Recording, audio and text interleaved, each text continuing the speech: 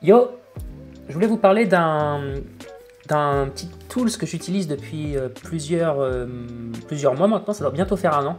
Ça s'appelle GitHub Copilot. Alors, il y a sûrement beaucoup de développeurs qui l'utilisent. J'ai trouvé ça, honnêtement, je pense que c'est l'un des outils qui m'a le plus bluffé en 2022, avec Raycast probablement. Parce que c'est un outil qui t'a gagné énormément de temps. Ça m'a fait gagner tellement de temps en termes de code. C'est ce qu'on pourrait appeler en fait, comme il l'appelle ici, un pair programmeur intelligent. Alors ça fonctionne sous GPT-3 et c'est développé par GitHub, donc ils utilisent OpenAI derrière. C'est assez puissant.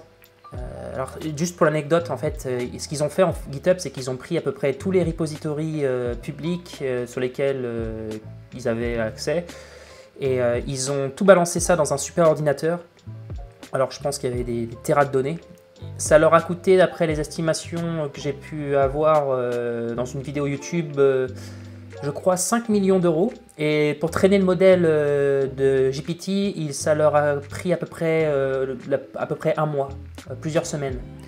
Et donc ça montre aussi le coût que ça a quand on veut faire des choses à grande échelle, d'entraîner des modèles de ce style-là. Par contre, le résultat, il est bluffant. Ça marche du coup avec la plupart des langages et c'est particulièrement performant avec tous les langages très connus, que ce soit JavaScript, TypeScript, etc. C'est payant, mais c'est gratuit pour ceux qui font de l'open source. Alors, moi j'ai eu un peu de chance. J'ai pris des notes d'ailleurs de tous les points que je voudrais aborder dans cette vidéo. Je ne sais pas combien de temps ça va durer, mais je mettrai tout ça en commentaire, en description, pour ceux qui veulent. Mais en fait, dans GitHub, si vous faites de l'open source, c'est gratuit. Alors je crois que ça coûte 10 € par mois, Copilot, à l'heure où je fais cette vidéo. Mais dans les settings, vous allez pouvoir, si vous développez de l'open source, y avoir accès gratuitement. Tout simplement en allant ici, Copilot. Et là, vous pourrez du coup accéder à Copilot. C'est plutôt intéressant. Et après, ça s'installe sur VS Code. Alors, il y a des concurrents qui existent à GitHub Copilot. Vous avez Tabnine. Ma femme l'a utilisé pendant très longtemps. C'est un petit peu différent de GitHub Copilot dans le sens où... En fait, comment ça fonctionne GitHub Copilot, juste pour vous montrer un exemple.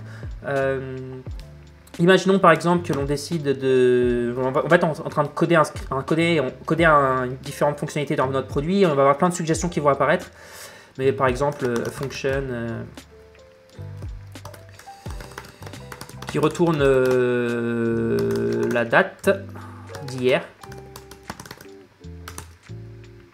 Et bah en fait, là, vous voyez, et bah il me suggère des choses. Et c'est super parce que j'ai juste à faire tab. Et si on survole, on peut voir aussi qu'on peut ici avoir accès du coup à d'autres suggestions. Ça c'est un truc que j'ai découvert il n'y a pas si longtemps que ça. Ce qui permet des fois, quand on n'est pas trop content de ce qui est suggéré, on peut avoir accès à des alternatives. Et après voilà, tout simplement, on va prendre la première, c'est souvent la meilleure. Accéder à... Ah là, on a développé une petite fonction en JavaScript qui renvoie la date d'hier. Ce qui est intéressant avec GitHub Copilot, c'est que, en fait, là j'ai tapé du code, ça fait un call sur leur API, donc il faut que j'installe l'extension VS Code. Ça fonctionne sur plusieurs éditeurs. Vous avez VS Code, vous avez NeoVim, vous avez tous les IDE de JetBrains aussi.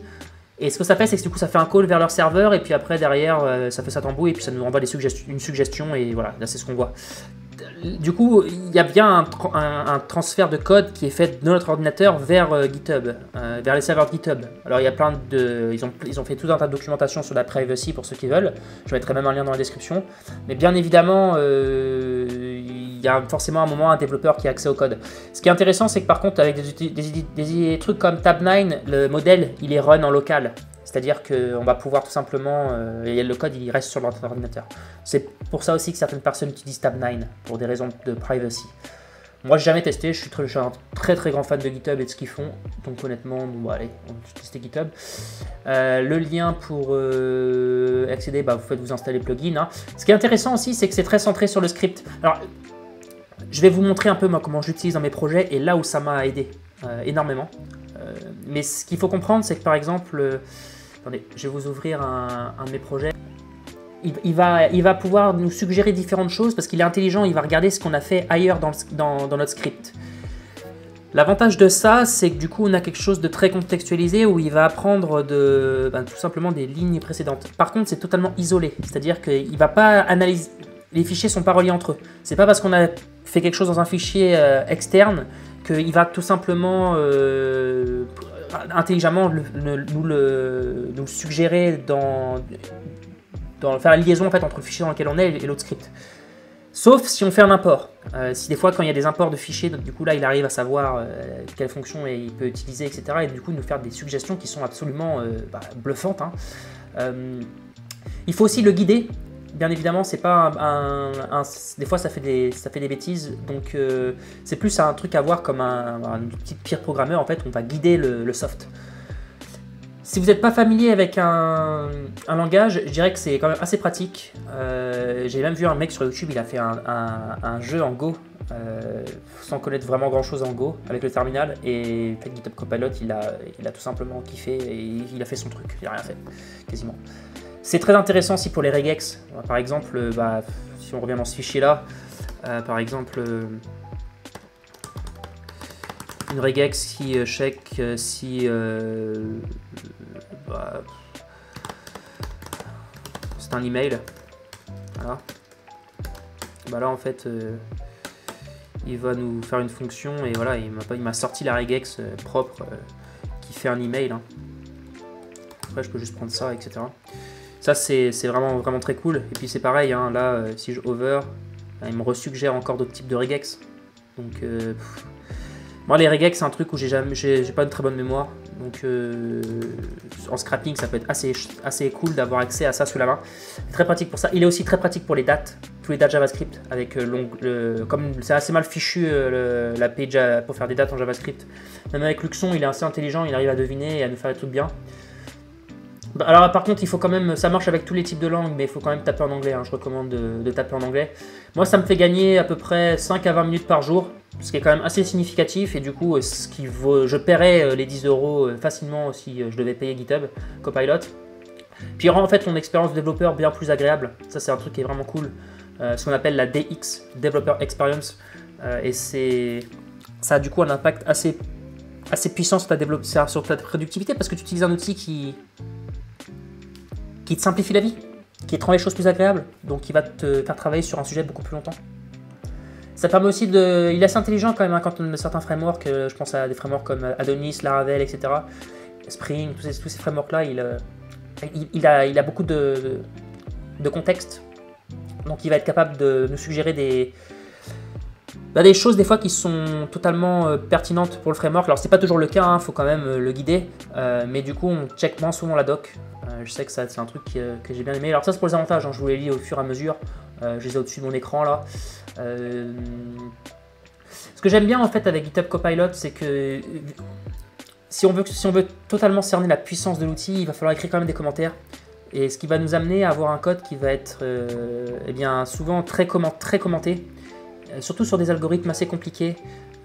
Si je pars dans l'API et que je prends par exemple un algo assez compliqué sur voilà, attends, je pense que je vais avoir des trucs. Et en fait voilà, on se retrouve avec moi ce que je préfère dans le code, c'est-à-dire des bouts de code qui sont commentés.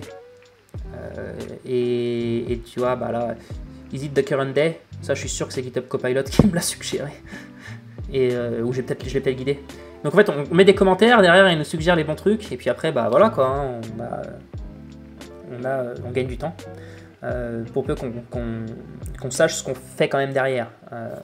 Si on appuie juste sur tab, à la fin, on va se retrouver avec des bugs. Mais c'est quand même assez puissant parce que moi j'aime bien les codes qui sont commentés par bloc. Donc on va faire, souvent les gens qui utilisent GitHub Copilot vont beaucoup plus commenter leur code. Et ça c'est plutôt cool. Parce que du coup en termes de maintenabilité sur le long terme c'est chouette. C'est aussi utile pour écrire un readme. J'ai vu des gens qui ont fait des expériences sympas et qui quand ils écrivent des readme ils gagnent du temps en fait parce que la suggestion qui est cool. Pour la traduction, ça c'est un truc que je me sers tout le temps. Vous voyez par exemple si je prends un composant Vue.js, en fait, à la fin, vous voyez, j'ai des traductions. Et donc j'ai la partie anglais et la partie français pour le composant. Ce qui est cool, c'est que par exemple, si je rajoute une string, donc ah, vous avez vu là, Welcome to your new Habitica account. Et ça, Habitica, c'est un mec qui a créé une application connue pour traquer les habitudes. Et ils ont sûrement eu accès à leur code. Des fois, il y a des trucs assez marrants qui se produisent sur GitHub Copilot. J'ai essayé de scraper un site qui était, je dirais pas le nom, mais qui est très connu et qui il me suggérait des trucs, c'était hallucinant. Genre, je me disais, mais comment tu peux savoir que je scrape exactement cet élément-là? C'est totalement pertinent. Alors, à mon avis, il analyse tellement de code qu'il y avait des gens qui avaient déjà essayé de faire des trucs que j'ai essayé de faire. Et bah, franchement, du coup, bah, j'ai pu bénéficier de. Donc, il y a quand même des questions qui se posent sur la propriété intellectuelle. Maintenant, si vous voulez absolument pas que GitHub ait accès à votre code, effectivement, ne mettez pas GitHub Copilot, même si bon, tout est soi-disant anonymisé, etc. Je pense que sur des morceaux de code sensibles, moi j'en ai pas grand chose à faire, mais sur des morceaux de code sensibles de propriété intellectuelle, j'en sais rien, je mettrai pas trop GitHub Copilot là-dedans. Parce qu'on n'est pas à l'abri qu'un jour, en fait, il suggère exactement notre travail à quelqu'un d'autre, comme là. Mais donc, juste pour vous montrer sur les traductions, ça fait gagner trop de temps. Donc, welcome to your account, je vais mettre, ok. Et là, regardez, en français, il m'a traduit. Voilà, alors ça, je gagne un temps fou. J'ai même plus besoin d'utiliser Google Translate. Et puis, imaginons que je rajoute que j'ai plusieurs langues. Il m'a tout traduit. Voilà, il m'a traduit les blocs au-dessus. Donc ça, pour les traductions, le feu. GitHub Copilot, c'est ultra pratique. Quand vous avez des sites qui ont plusieurs langues, c'est un gain de temps énorme. Alors bien sûr aussi pour les fonctions, plus votre titre il est pertinent pour la fonction, plus il va être capable aussi de pouvoir vous suggérer des choses qui sont totalement pertinentes. Donc ça vous force à trouver des noms de fonctions qui sont judicieux, ce qui derrière aussi amène du coup à une meilleure maintenabilité du code. Je pense que GitHub Copilot il est aussi très puissant pour tout ce qui est la génération de fonctions basiques, de ce qu'on pourrait appeler des helpers. Par exemple, imaginons que je fasse une fonction. Pour rechercher par exemple si un élément il est pair. Donc is number.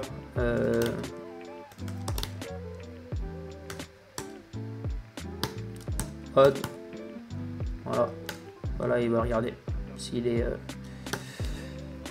Et puis si je peux, voilà, is number even. Ça, franchement, pour tous les petits helpers où des fois on passe du temps sur Stack Overflow, bah là on n'a même plus besoin. Hein. Allez, en plus, vous voyez, là il a été intelligent parce qu'il a vu que j'avais fait une fonction qui est odd, qui est du coup qui check si il est impair, etc. Et du coup il va regarder, il va prendre l'inverse de cette fonction. Vous avez vu? Il a réussi à faire un lien entre les deux fonctions derrière. Et je vais pas vous mentir, ça fait un an que j'utilise, il est de plus en plus puissant, il est de plus en plus pertinent, il s'enrichit sans cesse. Donc ça c'est très très cool. Il est assez puissant aussi pour les packages, quand vous commencez à utiliser des packages connus comme Lodash, etc. Bah là, il va être capable de vous savoir exactement quel type de fonction de Lodash il faut utiliser, etc. D'ailleurs, je pense qu'il est même capable de réécrire toutes les fonctions de Lodash. Si on prend une fonction de Lodash, par exemple, je sais pas si je mets dbounce, qu'est-ce qu'il va me mettre? Ouais, bon là il trouve pas. Peut-être parce que j'ai pas mis de paradette. T-bounce. Ah voilà. Là il m'a créé probablement une fonction assez proche de ce que fait Lodash pour des fonctions de dbounce. Donc ça c'est le feu hein, pour ce genre quand on a des helpers à créer en code, GitHub Copilot il nous fait gagner vraiment un temps significatif. La traduction exactement, je vous ai montré, ça c'est puissant. L'autocomplétion des tests, ça franchement quand on code en TDD, moi c'est probablement la fonctionnalité que je préfère. Vous voyez par exemple sur moi je teste beaucoup de choses, je classe quasiment tout en fait dans mon code. C'est ce qui m'a permis d'ailleurs d'enlever tous les outils comme Postman etc. parce que je code tout en TDD. Et en fait je lui dis exactement un peu ce que je veux et puis lui derrière, vous voyez, il me suggère des tests des fois, voilà, il va me suggérer un autre test et je suis sûr qu'il fonctionne quoi. Hein. Toc. Okay. Voilà. Bon alors là il est peut-être parti. Ah oui, il est en train de. Il m'a testé, il a deviné en fait qu'un utilisateur il ne veut pas demander un nouveau password si l'email a déjà été envoyé. Alors ça je l'ai pas codé. Ah si, bah si, j'avais codé. Bon bah il m'a refait une fonction similaire. Donc pour les tests, c'est de l'or en barre parce que des fois, du coup, il va nous permettre de pouvoir penser... Il va nous faire écrire des tests qu'on n'avait pas pensé d'écrire, tout en nous augmentant notre productivité sur les tests qu'on a à écrire. Donc énorme. Je l'utilise aussi beaucoup pour un autre truc sur Tailwind. Par exemple, si je prends une fonction Tailwind config, ici par exemple, vous voyez des fois on veut rajouter différentes valeurs, par exemple pour les margines, etc. Et bah imaginons, avant on était obligé de prendre la calculette, de calculer, etc., de faire un produit en croix et tout. Bah là aujourd'hui, imaginons que je veuille pour 15.5, il me calcule exactement combien il faut que je mette, quoi. Donc ça c'est pareil, ça fait gagner aussi du temps.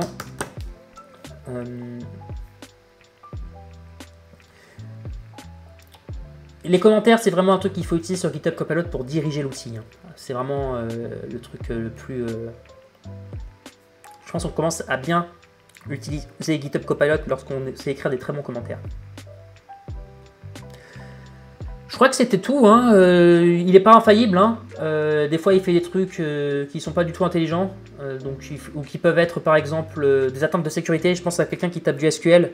Il y a plusieurs fois, il faut faire attention. Il va vous suggérer des fonctions SQL. Enfin, des requêtes SQL. Il va vous les écrire pour vous. C'est cool. Mais il peut y avoir, ça peut être sujet à des injections SQL. Donc, il faut quand même faire attention. Par contre, c'est vrai que ça pose quand même une question sur tout ce qui est test d'entrée en entreprise. Hein. Parce que là, toutes les entreprises qui vous font passer les tests d'entrée, si vous ne regardez pas les faire en fait, derrière votre écran, bah, vous prenez l'énoncé de l'exercice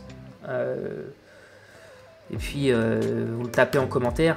Puis derrière, voilà, hein, vous avez le code qui est tapé pour vous et vous n'avez rien à faire. Hein. Genre... Donc ça c'est pareil, hein, c'est un peu comme ça fait penser un peu à ChatGPT qui était utilisé et les enseignants se plaignaient parce que les profs les élèves trichaient à des dissertations, etc. Mais là avec GitHub Copilot, je crois que les tests d'entrée en entreprise, il faut revoir en fait parce que si tu surveilles pas le candidat, il a juste à taper bêtement les commentaires et GitHub copier-coller après dans le truc et c'est bon. Hein. Il aura bon quasiment à tous les coups. Il y a une période d'essai à GitHub Copilot qui est de 1 mois si je me souviens bien. Donc n'hésitez pas à l'installer et à le tester. Honnêtement, je pense que c'est un outil qu'il faut absolument regarder parce que c'est de l'or en barre. C'est tellement puissant. Et je vais même vous montrer un autre truc aussi pour ceux que ça intéresse. Et je pense que je ferai une autre vidéo sur le sujet. Ça s'appelle GitHub Copilot Labs. C'est une autre extension VS Code que vous pouvez installer qui est une extension de GitHub Copilot plus expérimentale qui nous permet par exemple de pouvoir expliquer en français un code. On tape un code ici et on lui demande qu'est-ce que ça veut dire en français et lui en fait il nous le dit en anglais du coup exactement. Il nous permet aussi de pouvoir transposer un type de code JavaScript par exemple en Python. Là c'est ce qu'il fait. Donc là, il permet de transformer un type de code dans un langage à un autre. Donc ça s'appelle GitHub Copilot Labs et ça vous rajoute une sidebar en fait de GitHub Copilot sur le côté. Donc très très puissant. Donc ouais, ça fait 20 minutes. C'est à peu près ce que j'avais à dire sur GitHub Copilot. Je mettrai tout en description. Outil surpuissant. N'hésitez pas à tester et à vous abonner si ça vous plaît. Je ferai peut-être une vidéo sur GitHub Copilot Labs, un de ces quatre. Je ferai d'autres vidéos sur Capacitor.js aussi. Un outil que j'adore en JavaScript. De faire des applications mobiles. Donc voilà, n'hésitez pas à vous abonner si ça vous plaît et je vous souhaite une agréable semaine. À bientôt.